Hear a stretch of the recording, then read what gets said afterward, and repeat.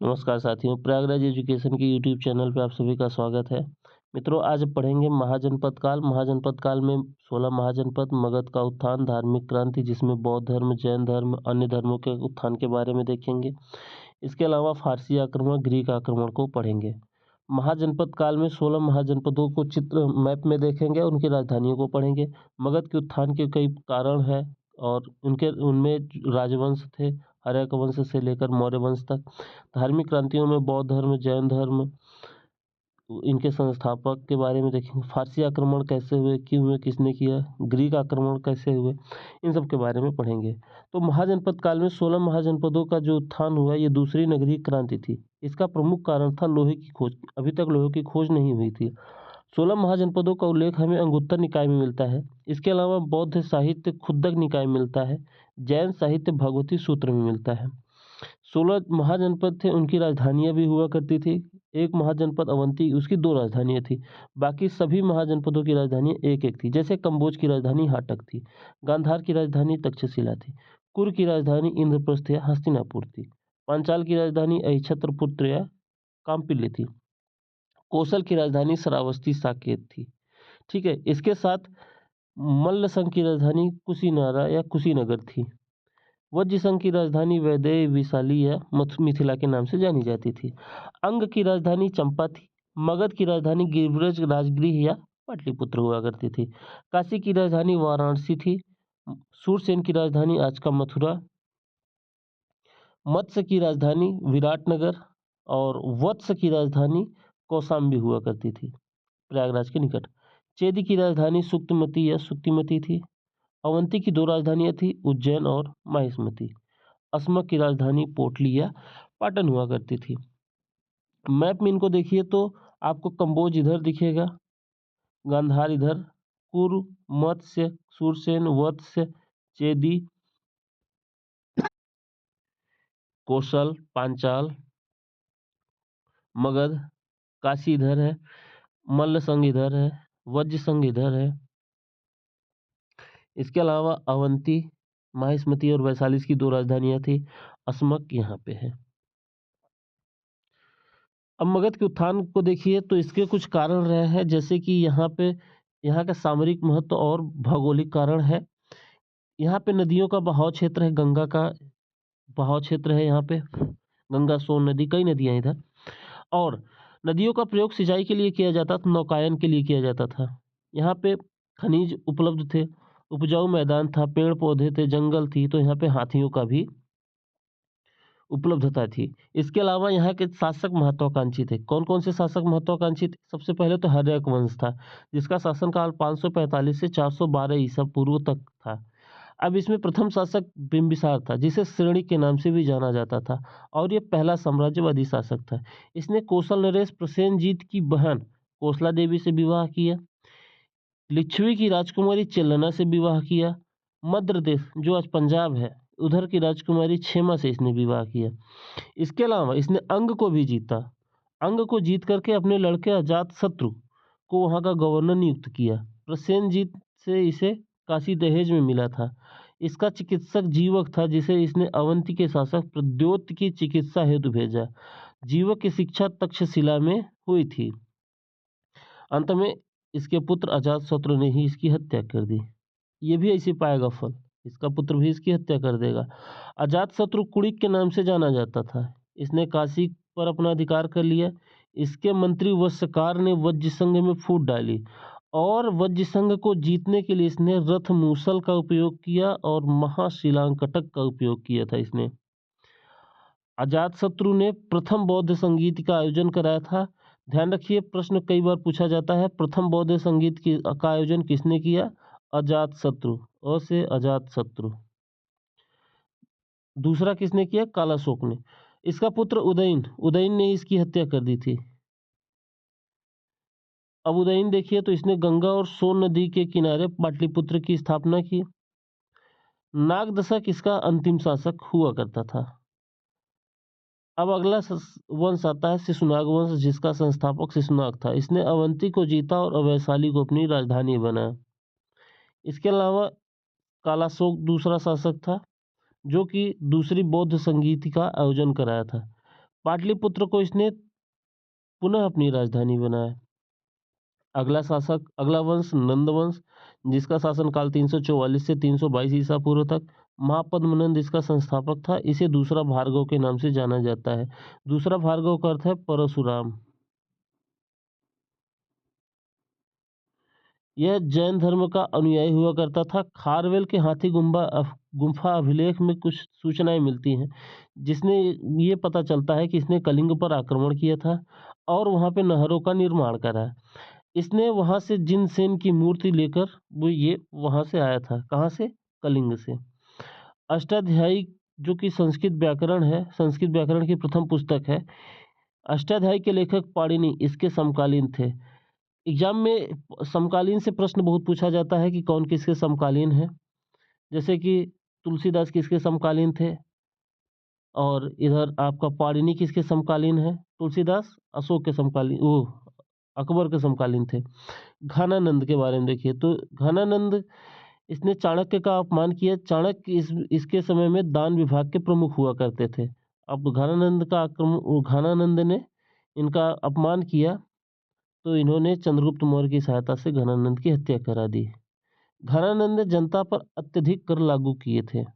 धार्मिक क्रांतियों के बारे में देखिए तो जैन बौद्ध धर्म से शुरुआत करिए तो इसके संस्थापक गौतम बुद्ध थे। इनके बचपन का नाम सिद्धार्थ था। जन्म इनका लुम्बिनी नेपाल में हुआ था 563 ईसा पूर्व में।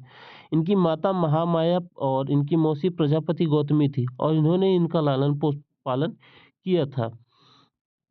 ये शाक्य कुल में जन्म लिए थे और उनका गोत्र था गौतम। शाक्य कुल में जन्म लेने के कारण इन्हें शाक्य मुनि भी कहा जाता है। इनके पिता शुद्धोधन, पत्नी यशोधरा और पुत्र राहुल हुआ करते थे। जब ये जन्म लिए थे तो कौंडिन्य नामक ब्राह्मण ने भविष्यवाणी की थी कि सिद्धार्थ महान शासक, सम्राट या महान साधु बनेंगे। इनके जीवन पर 4 घटनाओं का प्रभाव पड़ा। 4 घटनाएं कौन सी थी? एक बुजुर्ग व्यक्ति जो पीड़ित था, कष्ट में था, बीमार व्यक्ति कष्ट में था, मृत व्यक्ति के आसपास लोग कष्ट में थे और इन्होंने एक सन्यासी या साधु को देखा जो कि एकदम मस्त मौला था। तो इस घटना से प्रभावित होकर 29 वर्ष की अवस्था में इन्होंने गृह त्याग दिया। गृह त्यागने के बाद इनके प्रथम गुरु आलार कलाम थे जो कि सांख्य दर्शन के आचार्य थे, लेकिन इन्होंने इनसे योग की शिक्षा प्राप्त की थी। इनके दूसरे गुरु रामपुत्र थे और बुद्ध उर्वेला में गृह त्याग के बाद चले गए। बुद्ध ने कौंडिन्य एवं उनके साथियों के साथ कठिन तपस्या की। बाद में ये सुजाता नामक लड़की से खीर खाई थी। बुद्ध ने मध्यम मार्ग का प्रतिपादन किया। इन्होंने कहा न बहुत कठिनाई का मार्ग आप अपनाइए, न तो बहुत सरलता का मार्ग। मध्यम मार्ग का के बारे में इन्होंने कहा कि वीणा के तारों को इतना भी मत खींचिए कि टूट जाए और इतना भी ढीला मत छोड़ो कि संगीत ही न उत्पन्न हो। 35 वर्ष की अवस्था में गौतम बुद्ध को बौद्ध गया में निरंजना नदी के तट पर पीपल वृक्ष के नीचे ज्ञान की प्राप्ति हुई। बुद्ध शाक्य मुनि व गौतम बुद्ध के रूप में प्रसिद्ध हुए। बुद्ध ने सारनाथ में संघ की स्थापना की और सारनाथ में ही इन्होंने प्रथम उपदेश दिया। किसे? कौंडिन्य और उनके साथियों को। बुद्ध ने सर्वाधिक उपदेश श्रावस्ती में दिया और सर्वाधिक वर्षा काल श्रावस्ती में ही व्यतीत किया करते थे। उस समय भिक्षु लोग बरसात के समय कहीं न कहीं एक स्थायी जगह रहा करते थे, बाकी हमेशा भ्रमण किया करते थे। अवंती के शासक प्रद्योत ने बुद्ध को आमंत्रित किया था, लेकिन ये अवंती कभी गए नहीं, अवंती की यात्रा नहीं किया था इन्होंने। बुद्ध का प्रधान शिष्य उपाली था। बुद्ध का प्रिय शिष्य आनंद था। एग्जाम में ये पूछा जाता है कि बुद्ध ने कहाँ की यात्रा नहीं की थी, तो अवंती की यात्रा इन्होंने नहीं किया था। बाद में अपने प्रिय शिष्य आनंद के कहने पे महिलाओं को संघ में प्रवेश इन्होंने दिया था। इनकी मृत्यु के पश्चात आनंद को निर्वाण की प्राप्ति हुई और वैशाली की प्रसिद्ध नगर वधु आम्रपाली बुद्ध की शिष्या बन गई। 80 वर्ष की अवस्था में कुशीनगर में भगवान बुद्ध की मृत्यु हो गई। इनके जीवन से संबंधित कुछ प्रतीत हैं, जैसे हाथी या सफेद हाथी इनके भगवान बुद्ध के गर्भावस्था में होने के प्रतीत है। कमल जन्म का प्रतीक है, घोड़ा गृह त्याग का प्रतीक है, बोधि वृक्ष है, पीपल ज्ञान का प्रतीक है, पद चिन्ह निर्वाण का प्रतीक है, स्तूप मृत्यु का प्रतीक है और महाभिनिष्क्रमण 29 वर्ष की अवस्था में गृह त्याग का प्रतीक महाभिनिष्क्रमण है। संबोधि 35 वर्ष की अवस्था में गौतम बुद्ध को बोधगया में निरंजना नदी के तट पर पीपल के वृक्ष के नीचे ज्ञान की प्राप्ति हुई थी। और धर्म चक्र प्रवर्तन, ज्ञान का उपदेश देने को धर्म चक्र प्रवर्तन कहा गया। ज्ञान की प्राप्ति के पश्चात भगवान बुद्ध ने सारनाथ में कौंडिन्य और उसके साथियों को प्रथम उपदेश दिया, जिसे धर्म चक्र प्रवर्तन कहा गया। महापरिनिर्वाण, मृत्यु को महापरिनिर्वाण कहा जाता है, जो कि 80 वर्ष की अवस्था में कुशीनगर में हुई थी। भगवान बुद्ध की 4 शिक्षाएं हैं। शिक्षाओं में 4 आर्य सत्य हैं। 4 आर्य सत्य क्या है? दुख है, दुख का कारण है, दुख के कारण का निवारण है, दुख निवारण का मार्ग है।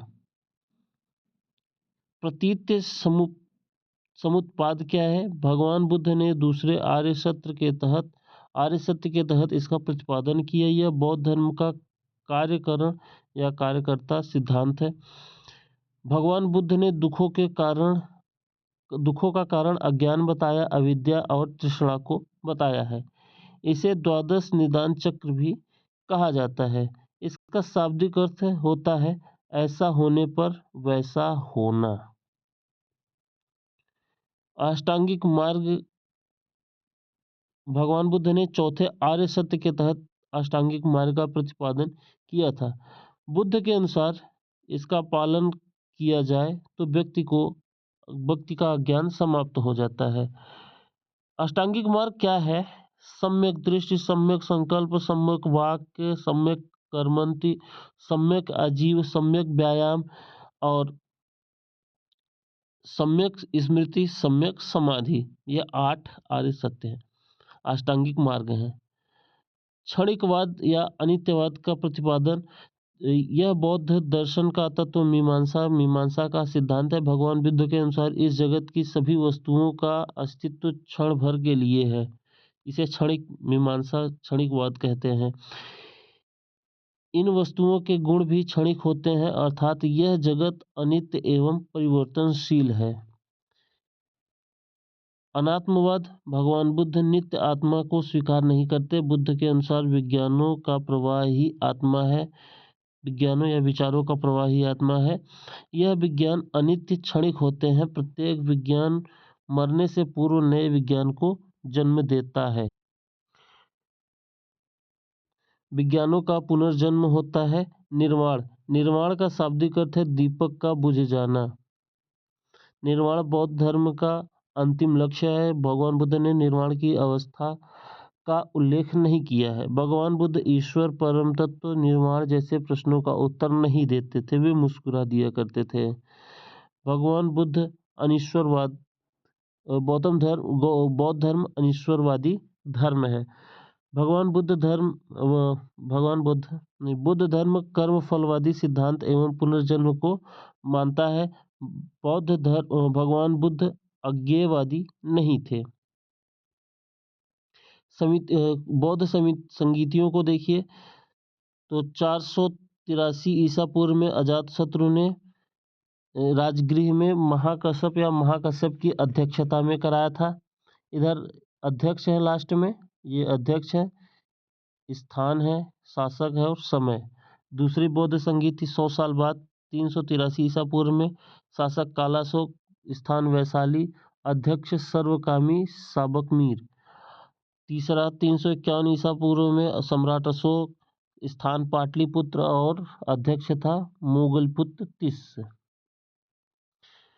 और चौथी बौद्ध संगीति प्रथम शताब्दी में कनिष्क के शासनकाल में कश्मीर में हुआ था। इसके अध्यक्ष वसुमित्र और उपाध्यक्ष अश्वघोष थे।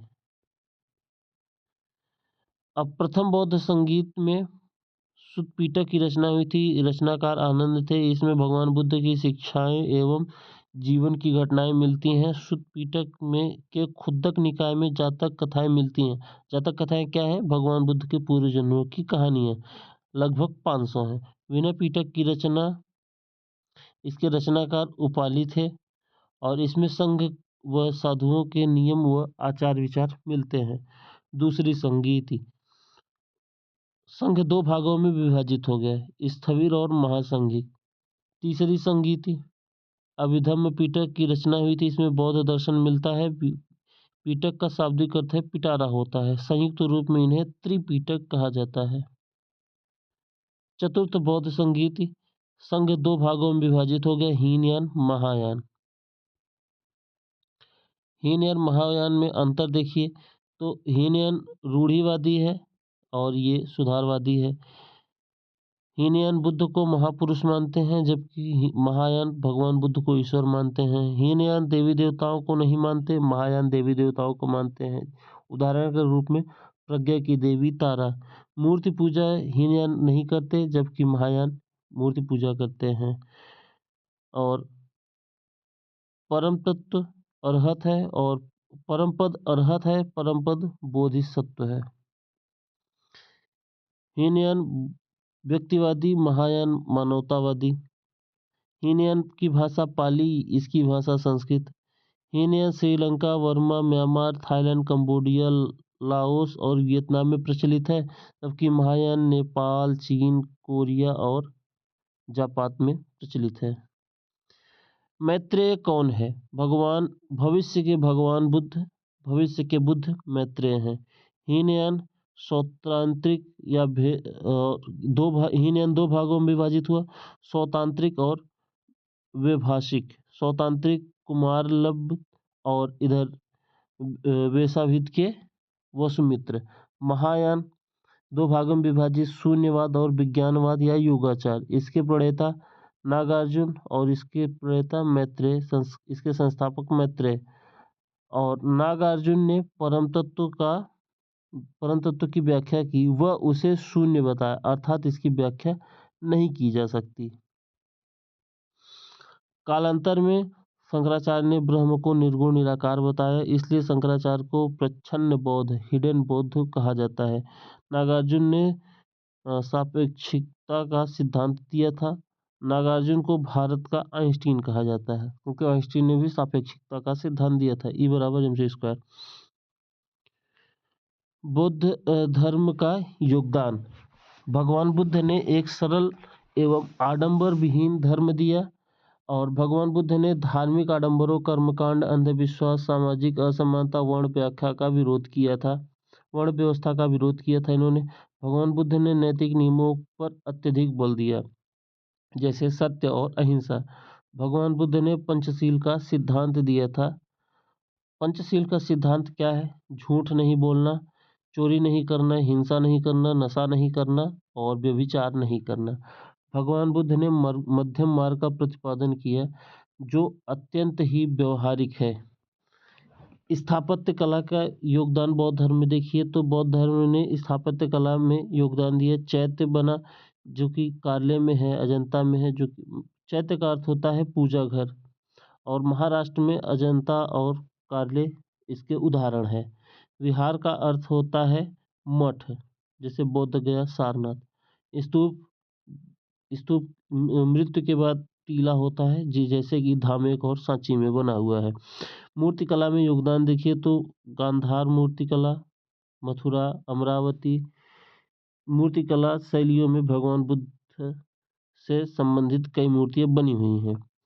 चित्र देखेंगे तो अजंता में, एलोरा में, बाघ आदि गुफाओं में बौद्ध धर्म से संबंधित चित्र मिलते हैं। तक्षशिला एवं नालंदा विश्वविद्यालय विकसित हुए, जो कि शिक्षा के बड़े केंद्र थे। बौद्ध धर्म की शिक्षा प्राप्त करने हेतु फाहियान एवं ह्वेनसांग जैसे विदेशी यात्री भारत आए। उनके यात्रा वृत्तांतों से ही भारत की ऐतिहासिक जानकारी मिलती है। बौद्ध धर्म के कारण भारतीय संस्कृति का प्रचार प्रसार विदेशों में हुआ। भगवान बुद्ध ने आर्थिक सुधार किए एवं ब्याज का समर्थन किया था।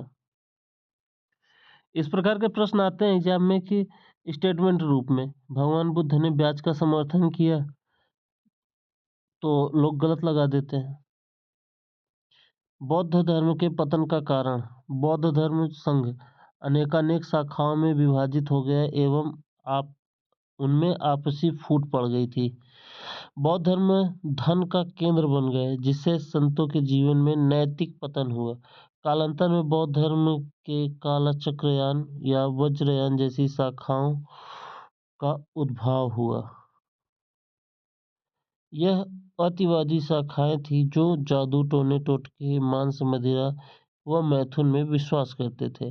बौद्ध धर्म ने हिंदू कुप्रथाओं को अपना लिया था। बाद में ब्राह्मणों ने अपने धर्म में सुधारवादी आंदोलन चलाए थे। कुमारिल भट्ट और शंकराचार्य ने बौद्ध भिक्षुओं को शास्त्रार्थ में पराजित किया। कालांतर में सामंतों का उदय हुआ और सामंत अहिंसा जैसी नीतियों को नहीं मानते थे। राजकीय संरक्षण का अभाव हुआ। तुर्क आक्रमण हुए थे। तुर्क सेनापति कुतुबुद्दीन खिलजी ने नालंदा एवं विक्रमशिला विश्वविद्यालय को जलाकर नष्ट कर दिया था। इससे बौद्ध धर्म का पतन हुआ। अब जैन धर्म देखिए, तो जैन धर्म के संस्थापक ऋषभदेव आदिनाथ थे। 21वें गुरु इसके नेमिनाथ थे। 22वें गुरु अरिष्टनेमि थे। केवल 23वें व 24वें गुरु की ऐतिहासिक जानकारियां मिलती हैं। 23वें गुरु पार्श्वनाथ थे। इनके पिता अश्वसेन थे और ये काशी के राजा थे। इनकी माता वामा थी। पार्श्वनाथ जी को सम्मेद नामक पर्वत पर ज्ञान की प्राप्ति हुई थी। पार्श्वनाथ ने 4 व्रत दिए: सत्य, अहिंसा, अस्तेय, अपरिग्रह। ये 4 व्रत दिए थे। 24वें गुरु महावीर स्वामी, बचपन का नाम वर्धमान था। इनका जन्म 540 ईसा पूर्व या 599 ईसा पूर्व, दोनों में कन्फ्यूजन है लोगों को। जन्म स्थान कुंडग्राम बिहार में। पिता सिद्धार्थ, माता त्रिशला।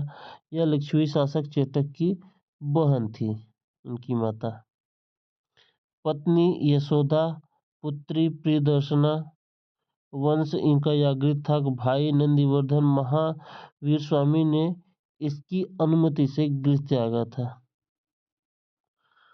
भद्रबाहु के कल्पसूत्र के अनुसार भगवान महावीर ने गृह त्याग के 13 महीने पश्चात वस्त्र त्याग दिए थे। भगवान महावीर ने 30 वर्ष की अवस्था में गृह त्यागा था। बुद्ध ने कितने? 29 वर्ष की अवस्था में। महावीर ने 30 वर्ष की अवस्था। 42 वर्ष की अवस्था में जुम्बिका ग्राम में ऋजुपालिका नदी के तट पर साल वृक्ष के नीचे महावीर को ज्ञान की प्राप्ति होती है। भगवान बुद्ध को पीपल वृक्ष के नीचे, इनको साल वृक्ष के नीचे, और इधर इनको ऋजुपालिका नदी के तट पर इनको ज्ञान की प्राप्ति हुई थी। भगवान बुद्ध को निरंजना नदी के तट पर। दोनों में काफी समानता है। भगवान महावीर ने सर्वप्रथम 11 ब्राह्मणों को उपदेश दिया, तो उन्होंने 5 को दिया। ये गणधर कहलाए। भगवान महावीर की मृत्यु के समय केवल एक गणधर सुधर्मन जीवित था। भगवान महावीर का प्रथम शिष्य जामाली था, जो कि इनका दामाद भी था। भगवान महावीर के विरुद्ध पहला विद्रोह जामाली ने ही किया था, इनके दामाद ने ही किया था। और भगवान महावीर के विरुद्ध दूसरा विद्रोह तीसगुप्त ने किया था। 72 वर्ष की अवस्था में पावापुरी बिहार में महावीर स्वामी की मृत्यु हो गई। और गौतम बुद्ध की 80 वर्ष की अवस्था में कुशीनगर या कुशीनारा में हुई थी। भगवान महावीर ने पांचवा महाव्रत ब्रह्मचर्य दिया था। 5वां व्रत। भगवान महावीर ने व्रतों को 2 भागों में विभाजित किया: अणुव्रत, महाव्रत। अणुव्रत गृहस्थ लोगों के लिए, आम आदमी के लिए है, और महाव्रत मुनियों के लिए है। ज्ञान के प्रकार: मति, इंद्रिय जनित ज्ञान पशुओं को भी होता है। श्रुति, सुनकर होने वाला ज्ञान। अवधि, दूर देशों का ज्ञान। मनःपर्यय, किसी के मन की बात जान लेना। कैवल्य, अंतिम एवं संपूर्ण ज्ञान। यह केवल तीर्थंकरों को होता है। जीव, चेतन तत्व, आत्मा। और पुद्गल, जड़। जैन धर्म में जड़ तत्व को पुद्गल कहा जाता है। बंधन, जब जब कर्म पुद्गल जीव से चिपक जाता है तो जीव बंधन में पड़ जाता है। आश्रव, कर्म पुद्गलों का जीव की तरफ होने वाला प्रवाह।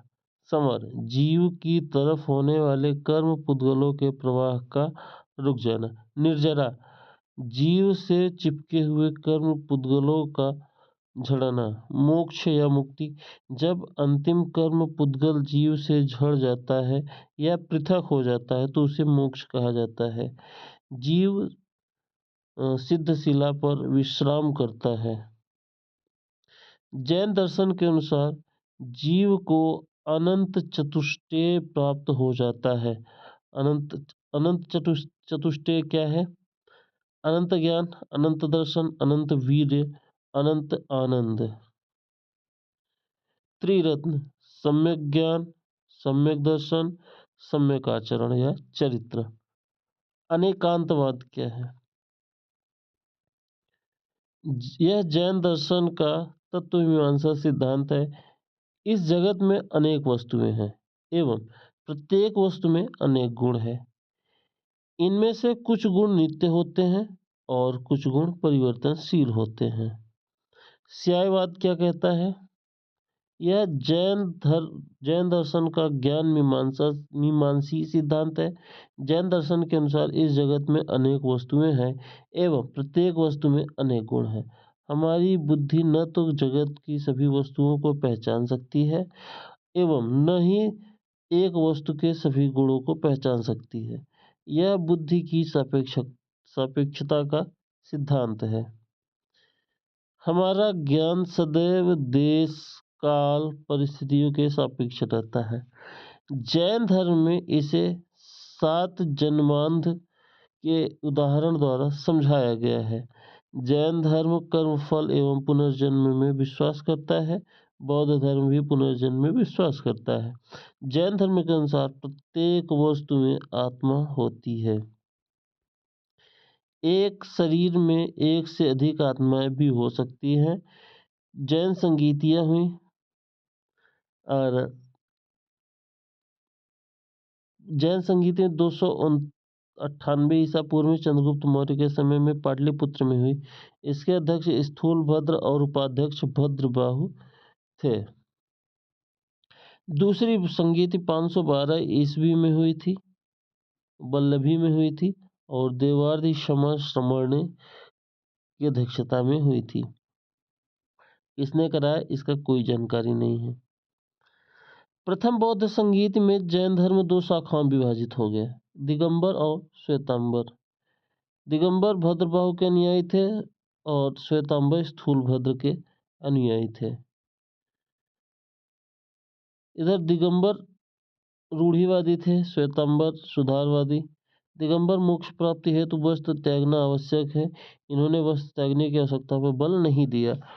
महिलाओं को इस जीवन में मोक्ष संभव नहीं, इन्होंने कहा संभव है।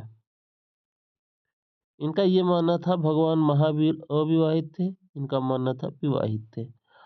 आगम साहित्य को प्रमाणिक नहीं मानते, ये 96 आगम को प्रमाणित मानते हैं। ये लिबरल है, श्वेतांबर और दिगंबर लिबरल नहीं है। दिगंबर में 3 शाखाएं, 20पंथी, तारापंथी, थेरापंथी। श्वेतांबर में पुजेरा या मंदिर मार्गी, डंडीरा या स्थानकवासी या थेरापंथी। द्वितीय संगीति आगम साहित्य का संकलन किया गया। जैन धर्म का योगदान इसमें क्या रहा? जैन एक सरल एवं आडंबर विहीन धर्म दिया।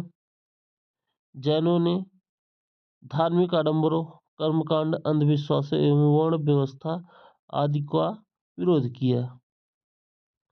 जैनों ने नैतिक मूल्यों पर अत्यधिक बल दिया, जैसे साहित्य, सत्य और अहिंसा, जिससे मानवता का नैतिक उत्थान हो। और जैनों ने साध्यवाद जैसे व्यवहारिक दर्शन दिए। स्थापत्य कला में इनका योगदान इस प्रकार रहा कि गंग शासक चामुंडा राय ने श्रवणबेलगोला में बाहुबली की मूर्ति बनाई का निर्माण कराया। रणकपुर एवं देलवाड़ा में सुंदर मंदिरों का निर्माण कराया गया। दिलवाड़ा कहते हैं इसे, दिलवाड़ा के जैन मंदिर। मथुरा एवं अमरावती शैलियों में जैन धर्म से संबंधित मूर्तियों का निर्माण करवाया गया। बाघ एवं एलोरा गुफाओं से जैन धर्म से संबंधित चित्र मिलते हैं और जैनों ने शिक्षा के केंद्रों को विकसित किया। इन्हें उपासना कहा जाता है। जैनों ने आर्थिक सुधार किए जिससे अर्थव्यवस्था विकसित हुई। अब देखिए जैन धर्म बौद्ध धर्म में समानताएं। दोनों अनिश्वरवादी धर्म है, दोनों नास्तिक हैं और वेदों को स्वीकार नहीं करते। नास्तिक किसे कहते हैं? जो वेदों को स्वीकार नहीं करता उसे नास्तिक कहते हैं। दोनों कर्मफल सिद्धांत एवं पुनर्जन्म को मानते हैं। दोनों धार्मिक आडंबरों एवं सामाजिक असमानता का विरोध करते हैं। दोनों के संस्थापक क्षत्रिय राजकुमार थे। दोनों ने आर्थिक सुधार दिया। दोनों ने नैतिक मूल्यों पर अत्यधिक बल दिया। आज इतना ही। और अच्छा, असमानताएं भी देख लेते हैं उसके बाद। असमानता है जैन धर्म इधर बौद्ध धर्म है। जैन धर्म अतिवाद या कठोरवाद से विश्वास रखता है। अहिंसा में पूर्णतः विश्वास करते हैं। उदारवादी है, मांस खाने की अनुमति देते हैं। इसके अलावा ये मोक्ष की व्याख्या करते हैं और निर्माण की ये व्याख्या नहीं करते। बौद्ध धर्म निर्माण की व्याख्या नहीं करता। और जैन धर्म में नित्य एवं अनित्यवाद दोनों विश्वास रखते हैं। इनके अनुसार जगत परिवर्तनशील है, क्षणिकवाद। जैन धर्म नित्य आत्मा में विश्वास करता है। बौद्ध धर्म विज्ञानों के प्रवाह को ही आत्मा मानते हैं। इसके अलावा इसका विस्तार केवल भारत में हुआ जैन धर्म का, और बौद्ध धर्म का विस्तार पूरे विश्व में हुआ। और इतना ही। आगे भागवत धर्म के बारे में देखेंगे। ठीक है। 301 ईस्वी में ईसाइयत को स्वीकार करने वाला पहला देश अर्मेनिया था। ठीक है, मिलते हैं अगले वीडियो में। अपना ख्याल रखिए, चैनल को सब्सक्राइब करिए, मित्रों में शेयर करिए। जय हिंद, जय भारत।